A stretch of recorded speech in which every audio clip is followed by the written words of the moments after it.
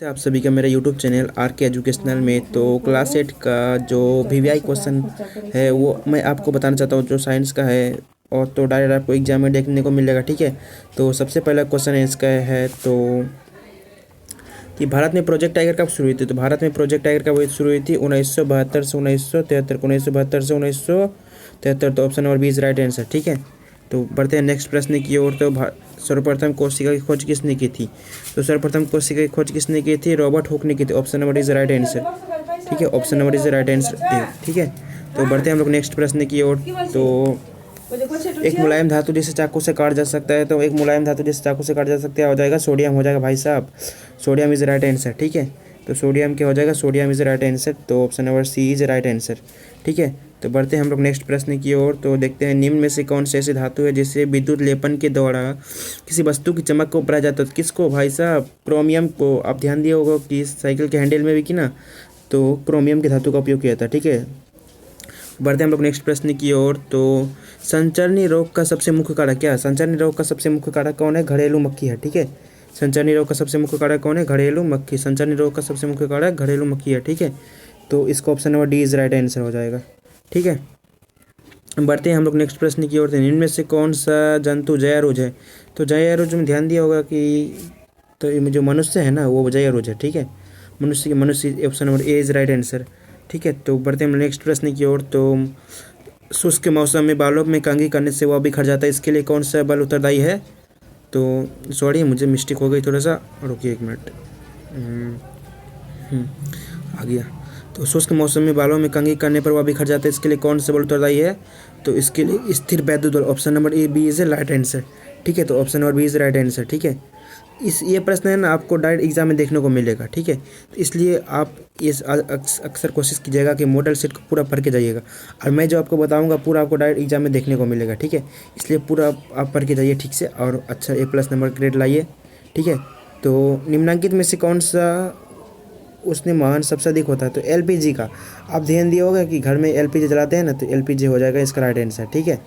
तो बढ़ते हैं नेक्स्ट प्रश्न की ओर। तो निम्न में से कौन सा गुणसूत्र शिशु के लिंग निर्धारण के लिए करता है? तो शिशु के लिंग निर्धारण के लिए XY करता है, ठीक है। तो option number is a right answer,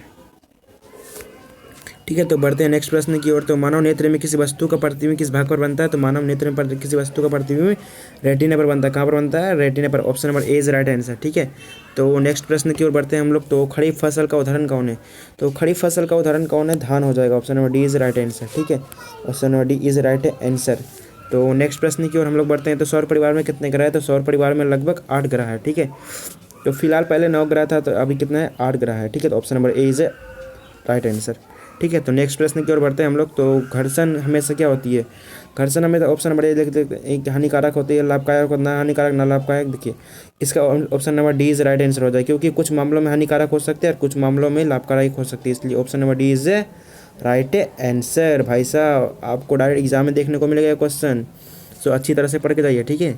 तो पैराशूट बनाने के लिए किस रेशे का उपयोग किया जाता है? पैराशूट बनाने के लिए नायलॉन का रेशे का प्रयोग किया जाता है, नायलॉन के रेशे का प्रयोग किया जाता है, ठीक है। तो बढ़ते हैं नेक्स्ट प्रश्न की ओर। तो मानव के कानों का सर्वोच्च पारस कितना है? तो मानव के कानों का सर्वोच्च पारस कितना है? 20 हर्ट्ज से लेकर 20,000 हर्ट्ज तक होता है। Option number A is right answer, ठीक है।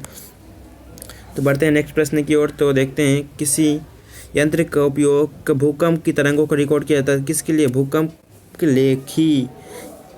आप क्वेश्चन ध्यान दिया होगा कि बर्मा टूडे में भी ये क्वेश्चन दिया था कि भूकंप की तरंगों की रिकॉर्ड करने के लिए भूकंप लेखी का प्रयोग किया जाता है, ठीक है। तो बढ़ते हैं नेक्स्ट प्रश्न की ओर। तो विश्व तापन का प्रमुख कारण क्या है? तो विश्व तापन का प्रमुख कारण क्या है? वही कार्बन डाइऑक्साइड की बढ़ती मात्रा। तो option number D is a right answer, ठीक है। तो नेक्स्ट प्रश्न की ओर हम लोग बढ़ते हैं। तो संकट प्रजाति है कौन? तो संकट प्रजाति कौन है? बाघ हो जाएगा, option number D is right answer, ठीक है। तो हम लोग नेक्स्ट प्रश्न की ओर बढ़ते हैं। जंतु कोशिका में क्या अनुपस्थित रहता है? तो जंतु कोशिका में कोशिका भित्ति अनुपस्थित है, मतलब कि नहीं रहता है, इसलिए कोशिका भित्ति। Option number C is right answer, ठीक है। तो नेक्स्ट प्रश्न की ओर हम लोग बढ़ते हैं। तो जल को शुद्धिकरण के लिए किस अधातु का उपयोग किया जाता है? तो जल के अशुद्धि को उपयोग करने के लिए क्लोरीन का उपयोग किया जाता है, ठीक है। ये आपको डायरेक्ट एग्जाम में देखने को मिलेगा, एक सवाल तो छप चुका है, ठीक है। इसलिए आप अच्छी तरह से पढ़ाई कीजिए। और विश्व के सबसे पहले प्रतिजीवी कौन सा था? तो विश्व का सबसे पहला प्रतिजैविक था पेनिसिलिन। कौन सा था? पेनिसिलिन। ठीक है, option number D is right answer. ठीक है, तो ये प्रश्न सही होगा, इसलिए ठीक है। तो बढ़ते नेक्स्ट प्रश्न की ओर। तो पानी में हाइड्रोजन का ऑक्सीजन का अनुपात कितना होता है? तो पानी में हाइड्रोजन और ऑक्सीजन का अनुपात होता है 1:2। ठीक है, तो option number B is right answer. ठीक है, तो बढ़ते नेक्स्ट प्रश्न की ओर। तो निम्न में से किस जीव को द्विखंडन द्वारा जनन होता है? तो किस में? अमीबा में होती है द्विखंडन द्वारा भाई साहब, डायरेक्ट एग्जाम में देखने को मिलेगा आपको एक प्रश्न। तो आज के लिए इतना ठीक है, तो कल बताऊंगा मैं, क्योंकि एक बार में सबको आपको अगर एक इतना फल दिया जाए तो आप नहीं खा पाएंगे, इसलिए ठीक है। तो आज के लिए इतना ही। तो आपसे धन्यवाद है कि आप मेरे यूट्यूब चैनल को अवश्य सब्सक्राइब कर ले, और मैं जितना क्वेश्चन बताऊंगा आप उसको ध्यान से कीजिएगा, तो आपका बहुत अच्छा मार्क्स आ जाएगा। ठीक है, तो बढ़ते हैं नेक्स्ट। आप थैंक यू, धन्यवाद। ठीक है।